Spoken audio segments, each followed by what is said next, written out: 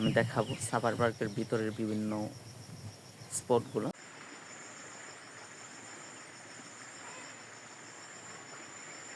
এই পার্কটি ৩৮১০ একর জায়গা নিয়ে এবং ২০১০ সালে প্রায় ৬৪ কোটি টাকা প্রকল্পিত ব্যয় ধরে নির্মাণ কাজ শেষ করে এটার অবস্থান গাজীপুরের শ্রীপুর উপজেলা এবং মাওনা পিরোজআলী রাজেন্দ্রপুর ইউনিয়ন নিয়ে অবস্থিত।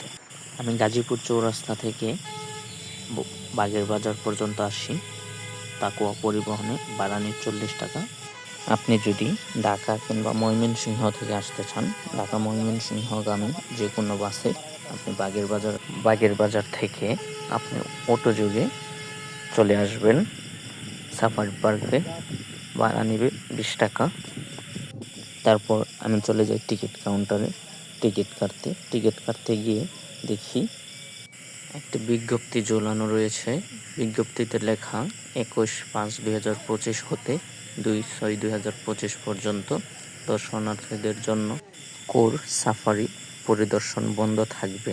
তারপর পার্কের দায়িত্বরত লোকদের সাথে কথা বলে জানতে পারি উন্নয়নমূলক কাজের জন্য কোর সাফারি কিছুদিন বন্ধ থাকবে। তারপর আমি ৫০ টাকা প্রবেশ ফি দিয়ে চলে আসি এবং ভিতরে আসার পর ৪০ টাকা দিয়ে আরেকটা প্যাকেজের টিকিট কাটি। যেই প্যাকেজে আমি দেখতে পাবো বাটারফ্লাই গার্ডেন, নেচার হিস্ট্রি এবং মিউজিয়াম। আমি মিউজিয়ামের ভিতর প্রবেশ করি। মিউজিয়ামে প্রবেশ করার পর দেখতে পাই মৃত অনেক বন্যপ্রাণী এখানে সংরক্ষণ করা আছে। চিতাবাঘ থেকে শুরু করে বিভিন্ন প্রজাতির বানর এবং অনেক রকমের বন্যপ্রাণী।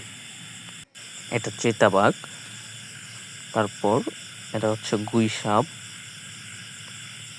এটা মেবি এটা বাগদাস। তারপর আমরা দেখতে পাই রাজহাঁস থেকে শুরু করে বিভিন্ন প্রজাতির হাঁস এবং ময়ূর, রয়্যাল বেঙ্গল টাইগার বাঘ। তারপর এটা হচ্ছে শকুন, দেখেন কত বড়। তারপর ছোট ছোট কিছু পাখি এবং অনেক কিছু আছে, আপনারা এটা পরিদর্শন করতে পারেন।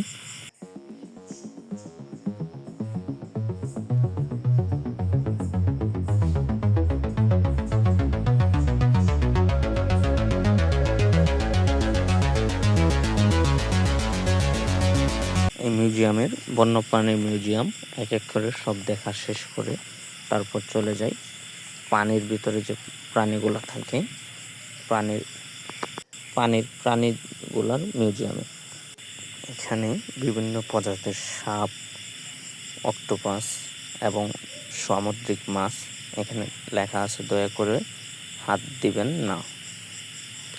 এবং উপরে আরেকটি নোটিশ দেওয়া আছে, নোটিশটা এবং আমি এক এক করে সবগুলো দেখা শেষ করি। যদি আপনাদের একটু দেখাই, এটার নাম হচ্ছে রক্ষক।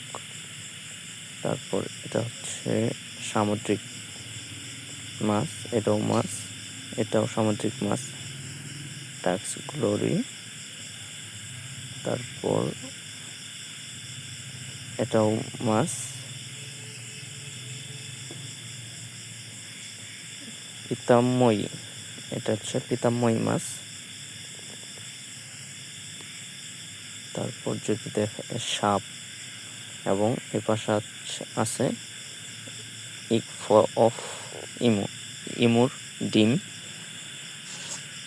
এবং এদিকটাই আছে কাসিম, তারকা কাসিম, কচ্ছপ এবং আরো অনেক প্রাণী আছে যেগুলো পানিতে বসবাস করে, আপনারা দেখে নেবেন।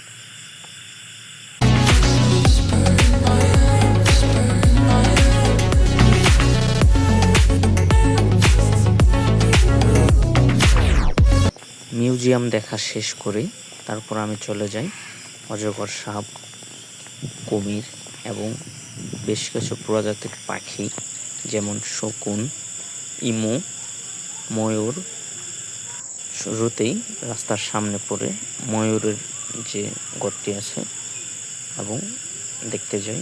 দেখেন ময়ূরগুলো কেমন, নিচে ময়ূরের বাচ্চা আছে 2টি এবং এখানে একটি নোটিশ আছে, নিরাপদ দূরত্বে অবস্থান করে প্রাণী পরিদর্শন করুন।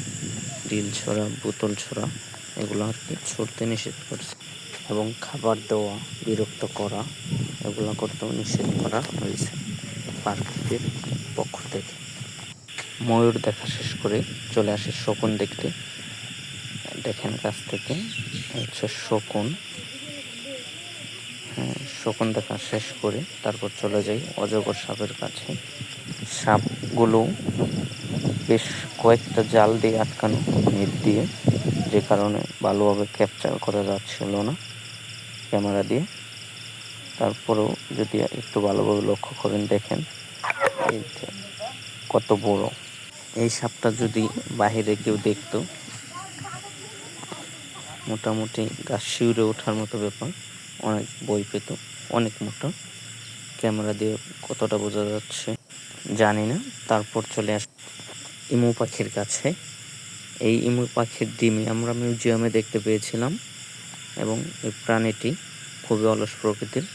এরা নাড়াচাড়া কম করতে পছন্দ করে। মেবি এটা দেখেন ঘড়িয়াল কিভাবে জাতের স্ট্যাচু কুমির। হয়ে দাঁড়িয়ে আছে এবং ওইদিকে তারপর দেখা চলে আসি যাচ্ছে কুমিরের ওই যে কাছে। এটা হচ্ছে ঘড়িয়াল কুমির। ওইখানে ওই যে শুয়ে আছে 2টা দেখা যাচ্ছে। কুমিরও এদিকে নাড়াচাড়া 2টা। কম করতেছে।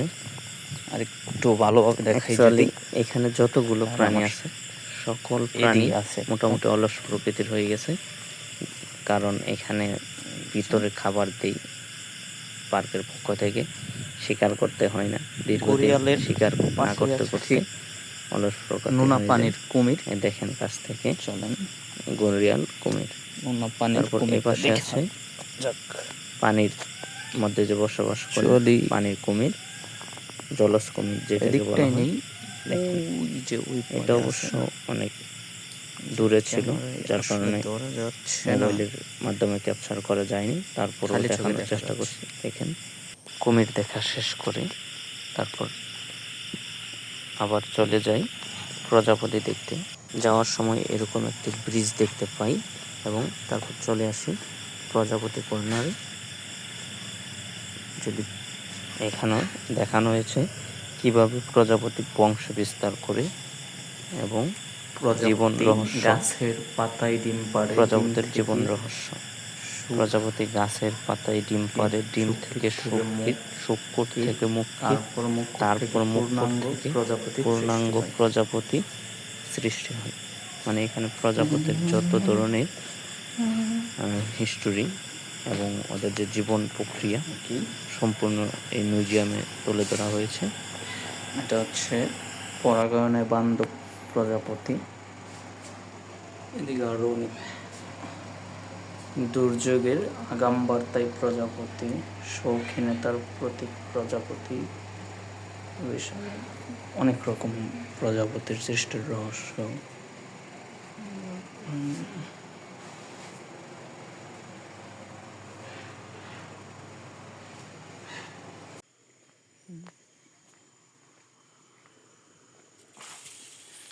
প্রজাপতির হিস্টোরি মানে জীবন প্রক্রিয়া দেখার পর চলে যায় প্রজাপতি কর্নারে এবং যাওয়ার পরে দেখতে পাই প্রজাপতি, অসংখ্য প্রজাপতি।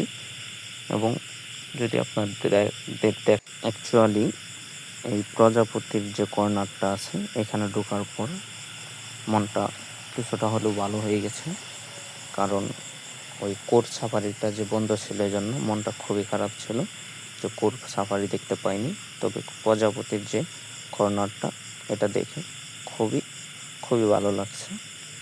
দেখেন অনেক দিন পর প্রজাপতির দেখা পেলাম এবং আশেপাশে উড়ে বেড়াচ্ছে অনেকগুলো প্রজাপতি। দেখেন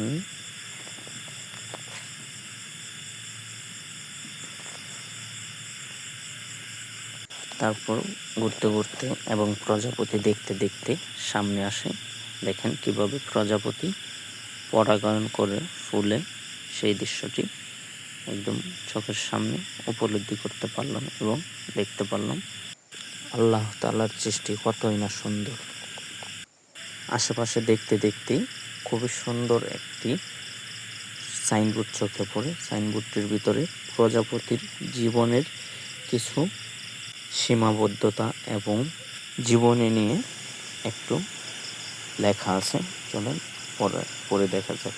এখানে লেখা আছে, বৃষ্টি, কুয়াশা ও স্বল্প আলোতে প্রজাপতি উড়তে পারে না। এটাই প্রকৃতির নিয়ম, এটাই প্রজাপতির সীমাবদ্ধতা। প্রত্যেকটা প্রাণীরই পৃথিবীর ভিতরে